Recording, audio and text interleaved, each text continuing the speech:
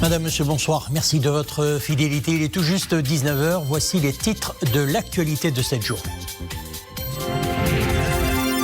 La cause palestinienne est la clé de voûte de toute solution permanente et globale au Moyen-Orient. C'est ce qu'a souligné Sa Majesté le roi Mohammed VI dans un message adressé au président du Comité des Nations Unies pour l'exercice des droits inaliénables du peuple palestinien à l'occasion de la Journée internationale de solidarité avec le peuple palestinien.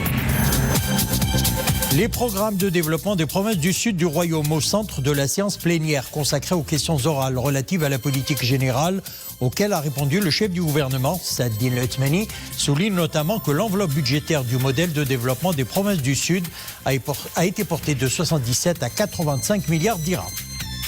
Elle brille partout où elle est, son cœur ne bat que pour la musique. Elle, c'est Sophia Mestari. Pendant cette crise sanitaire, elle a gratifié son public d'un joli cover de Rihanna en hommage au personnel soignant. Elle est du genre à vous chanter du Brel, Piaf et Aznavour avec la même délicatesse. Vous allez le voir qu'à Notice Reading, notre équipe l'a rencontré. Ça sera en fin de journal. La cause palestinienne est la clé de voûte de toute solution permanente et globale au Moyen-Orient. C'est ce qu'a souligné Sa Majesté le roi Mohammed VI dans un message adressé au président du Comité des Nations Unies pour l'exercice des droits inaliénables du peuple palestinien à l'occasion de la Journée internationale de solidarité avec le peuple palestinien. Sa Majesté le roi Mohammed VI a appelé également à la relance des négociations directes entre Palestiniens et Israéliens. Mohamed Eitleshkar. Dans son message à l'occasion de la Journée internationale de solidarité avec le peuple palestinien, Sa Majesté le roi Mohammed VI se dit intimement convaincu que la cause palestinienne est la clé de voûte de toute solution permanente et globale au Moyen-Orient. Une solution qui permet au peuple de la région de vivre en sécurité, en paix, en harmonie, dans le cadre de la légalité internationale et conformément au principe de la solution à deux États convenu par la communauté internationale.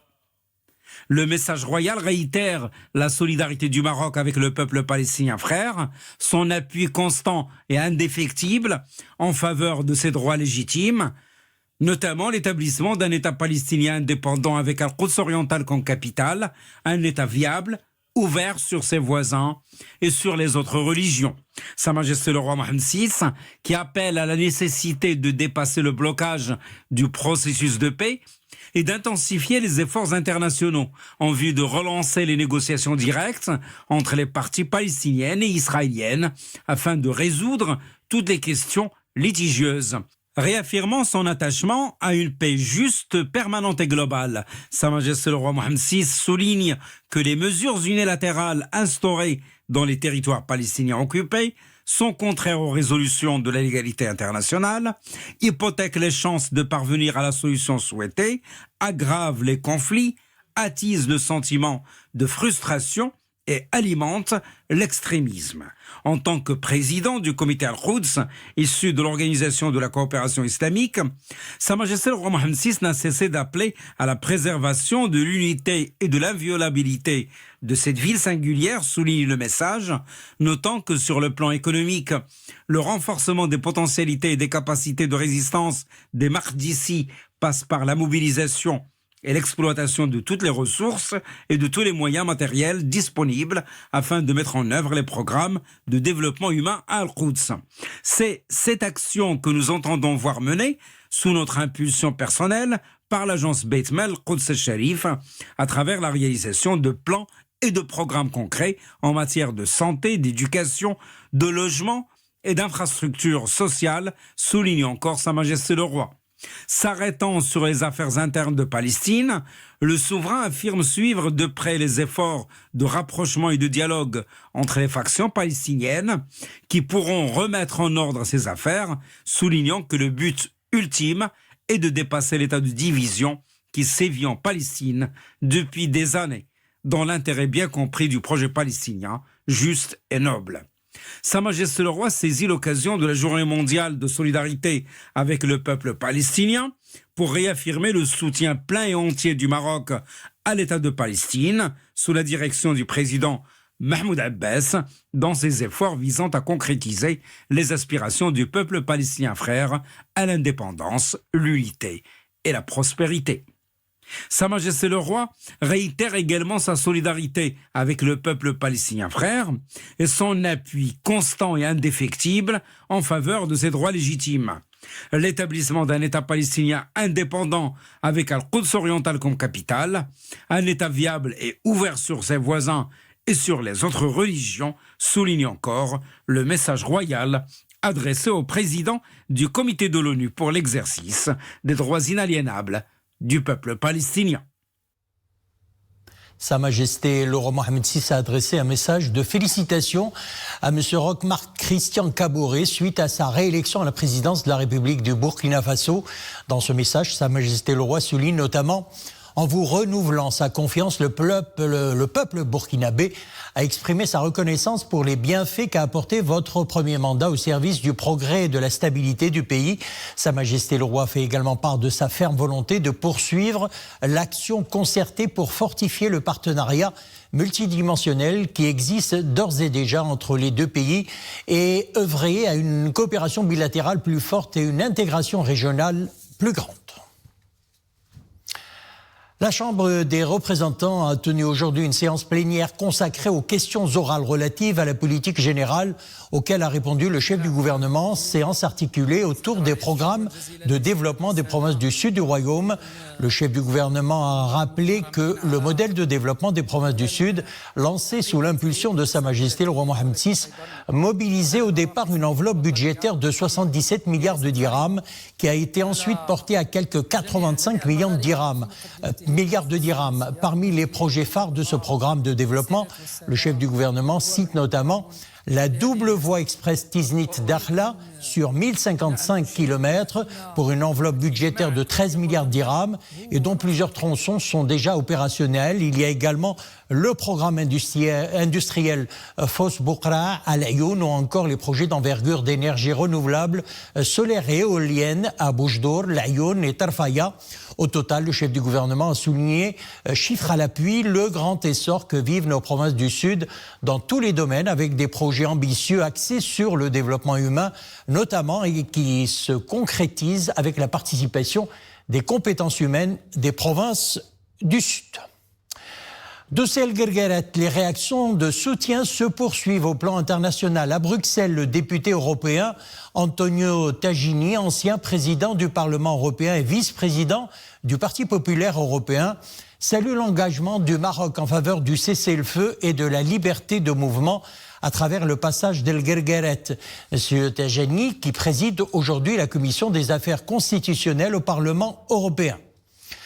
Pour sa part, le président du groupe parlementaire polono-marocain, Thomas Custos, a salué les mesures de sensibilisation prises par le Maroc, affirmant que la liberté de circulation et le commerce transfrontalier préservé dans la zone d'El Guergueret est une décision stratégique eu égard à son impact significatif sur toute la région du Maghreb, du Sahel et de l'Afrique. Nouvel élan de solidarité nationale suite aux derniers événements de Guergueret. Acteurs associatifs et économiques de Dakhla Oued Dahab, en visite hier au poste frontière El Guergueret, salue l'intervention des forces armées royales sur haute instruction de Sa Majesté le Roi, chef suprême et chef d'état-major général des forces armées royales, pour chasser les milices du Polisario et rétablir la circulation des biens et des personnes entre le Maroc et la Mauritanie. Ils ont appelé à mettre fin au calvaire et aux souffrances qu'endurent les populations séquestrées dans les camps de Tindouf. Bakar Dlimi, Nissel Hamdaoui. Ils ont fait le déplacement du poste frontière d'El Guergueret pour témoigner haut et fort leur attachement à l'intégrité territoriale du royaume. Eux sont des acteurs associatifs et économiques et des artistes. Leur présence sur le passage d'El Guergueret est une manière aussi de saluer l'intervention de nos vaillantes forces armées royales pour la sécurisation de ce passage névralgique au niveau de la région.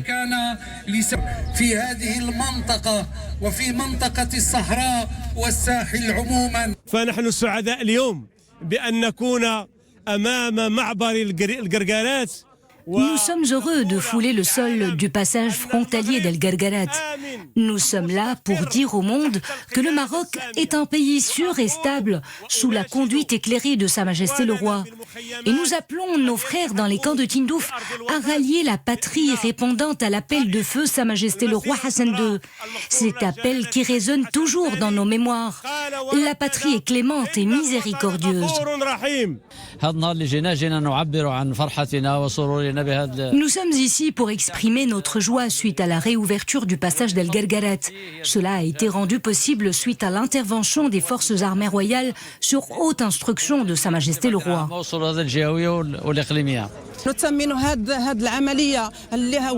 Nous nous réjouissons de la réussite de l'opération lancée par nos forces armées royales et qui intervient au bon moment.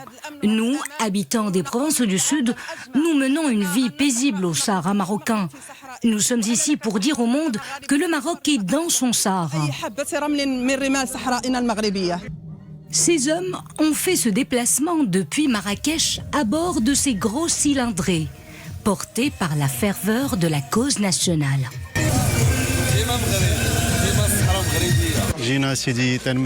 Nous sommes venus représenter le club royal des motos, le plus grand du genre au Maroc.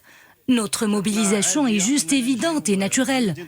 Nous sommes venus de Marrakech pour faire montre de notre attachement à toutes les causes nationales. Chacun des acteurs de la société civile exprime à sa manière son appui inconditionnel aux efforts du Maroc pour la restauration de la libre circulation des biens et des personnes sur cette zone du Sahara marocain.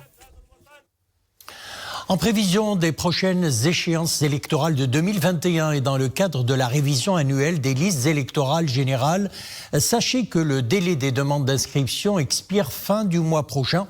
C'est ce qu'annonce le ministre de l'Intérieur. Les citoyennes et citoyens non inscrits sur ces listes, âgés d'au moins 18 ans ou qui atteindront cet âge au 31 mars 2021 et ne présentant aucune incapacité prévue par la loi, que le délai pour présenter les demandes d'inscription au titre de l'année 2021 expirera le 31 décembre 2020, précise le ministère de l'Intérieur.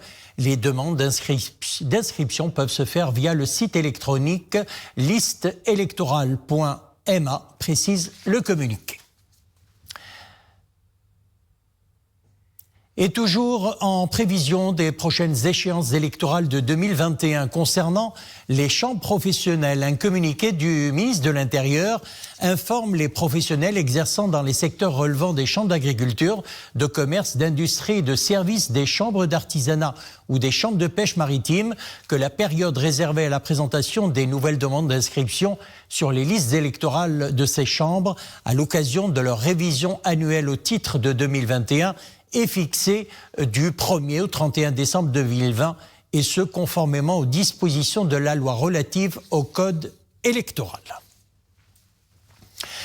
Direction à présent Tanger, où un nouveau round de dialogue interlibyen a débuté aujourd'hui entre deux délégations représentant le Haut Conseil d'État libyen et la Chambre des représentants libyenne. Ce round du dialogue intervient après la tenue de deux rounds de dialogue interlibyen à Bosnira du 6 au 10 septembre et 2 au 6 octobre, couronnés par la conclusion d'accords globaux sur les critères et les mécanismes pour occuper les postes de souveraineté prévu par l'article 15 de l'accord politique libyen conclu en décembre 2015 à Srerat.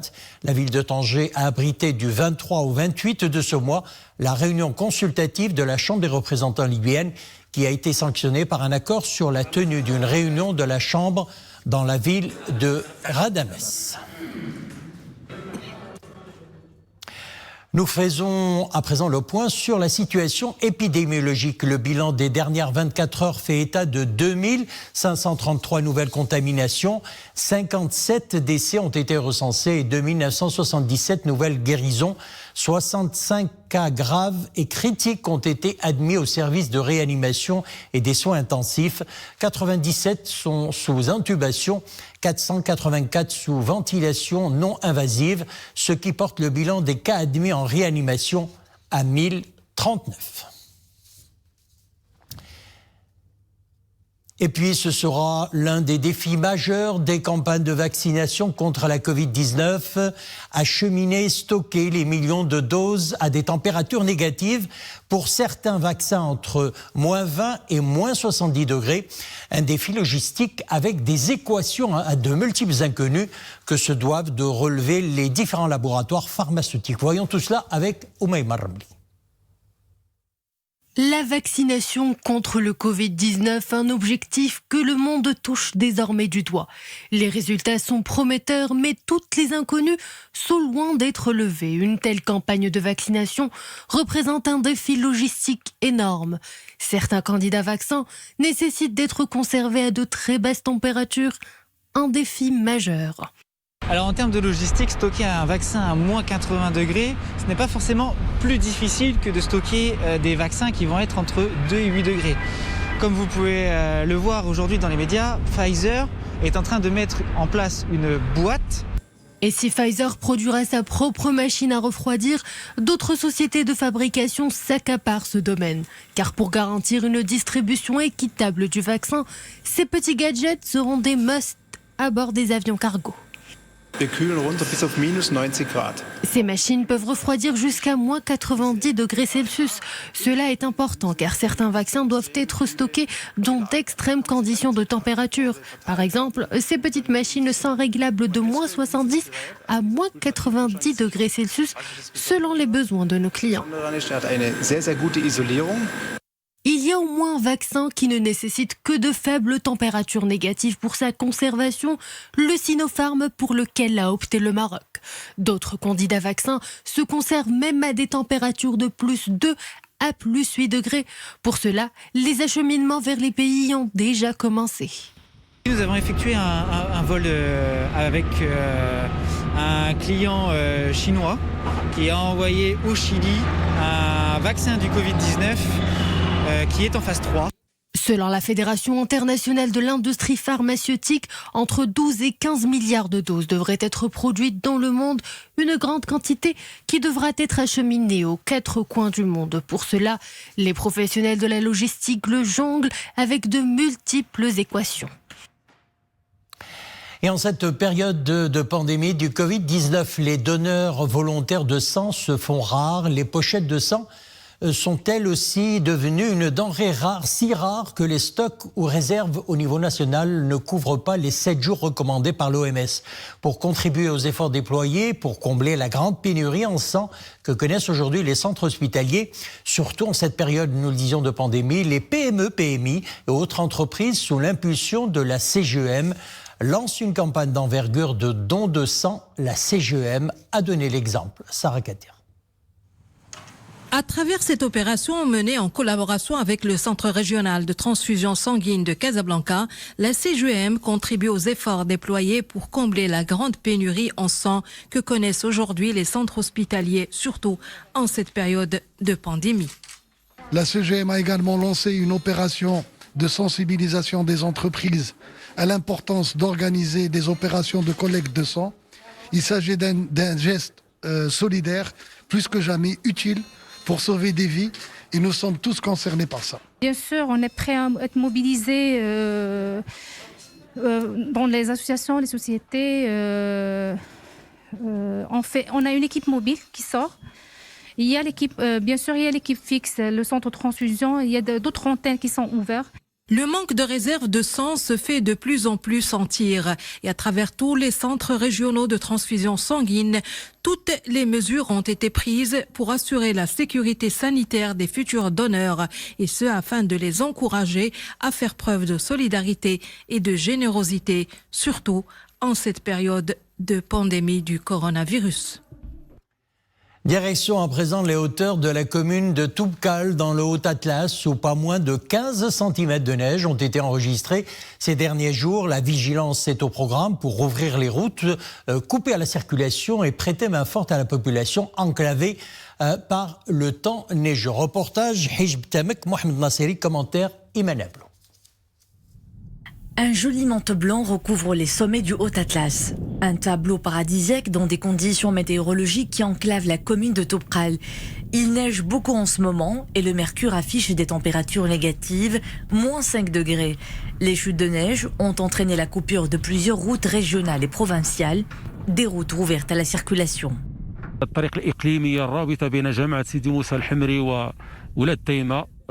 Il s'agit de la route provinciale reliant la commune Sidi Moussa Hamri et Oulad Taïma, de la route provinciale 1707 et de la route 1704 reliant Oulad Barhil et Aoulouz.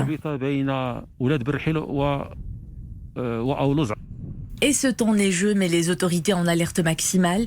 Les services de l'équipement et des transports sont déployés pour parer aux dégâts que pourraient engendrer ces fortes chutes de neige. Au centre de toutes les attentions, les enfants, les personnes âgées et les femmes enceintes. Pour leur prêter assistance en cas de besoin ou d'urgence médicale, le tissu associatif travaille en coordination avec les autorités locales.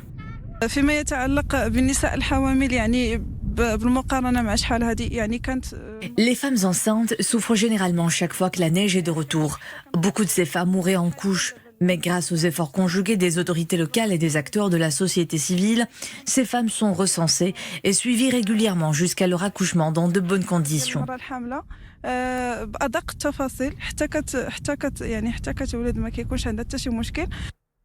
Du pain béni pour cette population, souvent enclavée en saison hivernale. 20 cm de neige ont été enregistrés ces derniers jours sur ces sommets de 2000 mètres d'altitude.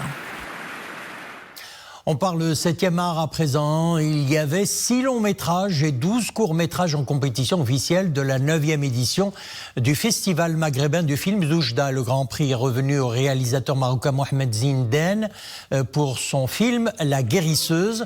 Dans la catégorie des courts métrages, le Grand Prix est allé au film Parfum du Marocain Hussein Cheni, tenu sous format digital en raison des circonstances liées à la pandémie de la Covid-19. Cette 9e édition a dépassé cette année les 1,5 million de spectateurs qui ont suivi d'ailleurs une ou plusieurs projections et activités diffusées sur le site web officiel du festival et sur ses réseaux sociaux. La cérémonie de clôture virtuelle de ce festival a été marquée hier soir par un hommage rendu au dramaturge, metteur en scène et scénariste marocain Abdeslam Loudi. Son cœur ne bat que pour la musique. Enfant, puis ado, elle se faisait déjà un doux plaisir de reprendre les classiques français et le répertoire du blues. Elle est du genre à vous chanter du Brel, Piaf et Aznavour avec la même délicatesse qu'un Otis Redding. C'est Sophia Mstari, une étoile marocaine qui brille partout où elle est. Pendant cette crise sanitaire, elle a gratifié son public d'un joli cover de Rihanna en hommage à son personnel soignant, au personnel soignant. Avec l'extrême sensibilité qui est la sienne, l'artiste s'est entretenu avec Dominique Orlando. Retour sur les moments forts d'une carrière faite de partage et de générosité. Regardez. La toute première fois que le grand public a pu l'entendre chanter sur scène, ce fut en l'an 2000, sur la grande esplanade du concours Eurovision de la chanson qui ce soir-là se déroulait à Stockholm, en Suède. Et dans tes yeux, les yeux plongés, traverser l'océan, poser enfin la main sur toi. Donc que vous dire, je vais 20 ans chanter devant des millions de téléspectateurs, représenter mon pays, 2 drapeaux pour le coup, la France et le Maroc. C'était magique, c'était vraiment magique. J'ai tout appris de toi. Magique comme pourrait l'être ce sentiment d'avoir soi-même passé un cap. Et pour le maintenir quoi qu'il en soit, 4 albums suivront. Ils seront marqués par quelques duos puissants comme aux côtés d'Eros Ramazzotti ou de Julien Clerc, comme aujourd'hui aux côtés de ceux que l'on appelle la nouvelle génération. Et du mieux que j'ai su faire. Il se trouve que l'année dernière, sur le concert Star in the Place, organisé par Maître Gims, j'ai eu le grand plaisir de rencontrer l'artiste, qui est un artiste formidable, extraordinaire de la jeune génération, qui m'a proposé de reprendre cette chanson Ne pars pas, mais de la refaire un peu à sa sauce, dans un esprit un peu urbain. Et c'est ce que nous avons réalisé ensemble en studio. You know I love you, I love you, I love you, I love you anyhow. D'un bout à l'autre de son parcours d'artiste, mais aussi de femme munie de sa double culture, Sofia Mestari continue à distiller chanson après chanson, comme une même symphonie orchestrale d'où émerge une mélodie qui ne semble n'appartenir qu'à elle.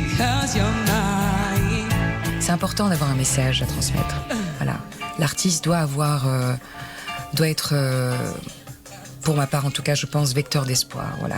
Il faut toujours aller vers la lumière, je dirais.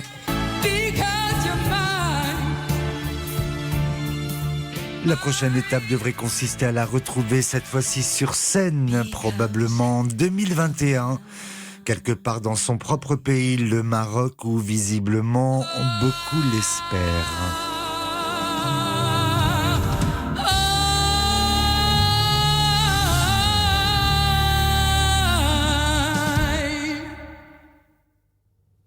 Voilà, c'est avec la voix envoûtante de Sofia Mestari que nous nous quittons. Merci de nous avoir suivis. On se retrouve demain à 19h. Excellente soirée.